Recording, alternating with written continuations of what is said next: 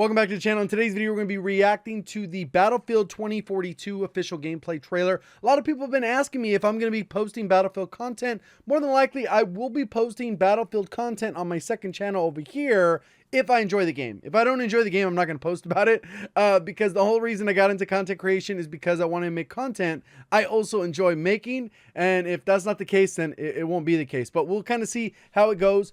I'm kind of interested to see what elements are going to drive to the game, because if they are able to make a game that's fun and they compete with COD, then COD will up their game. I've already kind of walked through some of the trailer. You're going to see a lot of different stuff going on. You won't see a lot of weapons fired, but there's some pretty cool and neat features throughout this. Kind of give you how the scale of the map is. Obviously, there's going to be different versions of the game, depending if you're on old gen or next gen, in terms of the capabilities of the systems. We got different helicopter fights. And that's one thing that they tend to highlight a lot of these gameplay trailers is vehicle gameplay. This grapple hook is pretty sick. A little bit of mobility there. Got executions, which they've always had. You steal the dog tags. Just kind of gives you a look of the sheer size and scale. They have their own version of Stadium.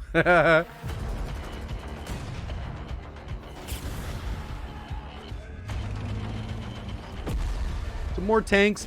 And they do a lot of the, if you've never played a Battlefield, they do a little bit more of that squad spawning, kind of like we had in Ground War and Modern Warfare.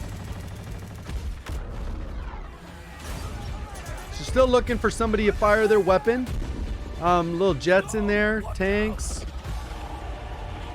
More to just kind of give you the sheer scope of the game. Wonder how they made sure that this guy didn't die while he's just running around and everything's working.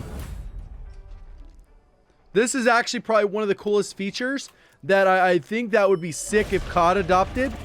We'll go ahead and check it out. We'll go back through it if you missed it.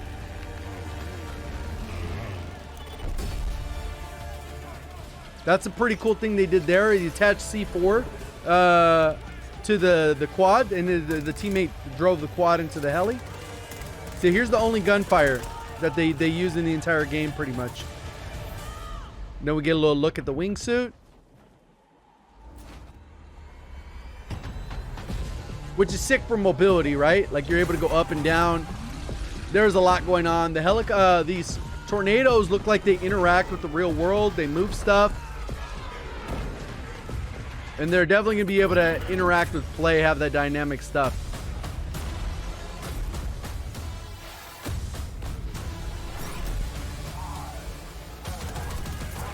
There's a little bit more gunfire.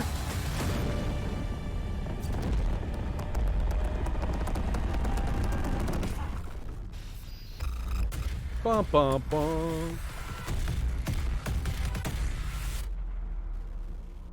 So overall, it comes out not crazy. That's when they're gonna probably have the beta is July 22nd, because the actual game comes out like in October 22nd. People say it was a COD killer. I'm gonna be honest. People that do not like vehicles generally do not like this. They will have modes like they normally do that are non-vehicles, but they just aren't as popular. Most people play Battlefield of like being in an action movie, which some people really enjoy. I think personally, Battlefield, they usually have a little bit more clunky movement, which it looks no different here, but it's kind of hard to tell because the guy is just like, gingerly walking through the battlefield, kind of just looking around, giving you a scope, and they only fire their weapon a couple times. But there's a couple different things that I think are really interesting and add a lot of gameplay value that they've decided to change things up. And I'm pretty sure other games have done these types of things before, but maybe not a AAA game or something like that. So what this menu is it looks like when you're in here, you have the vector, and then you're able to change out the suppressor. You can put on maybe a shorter compensator. You can do iron sights. You can put on a hollow sight or a reflex sight. There's different mags here. I don't know why. Maybe you want it to be a little bit faster. You'd put on a smaller mag, and then you have your underbarrel. Maybe you want a bigger grip or no grip, so it's faster. Or maybe you can only equip 3 of these at once. It doesn't really show in this. It's very quick. And the whole point is to get that across the board.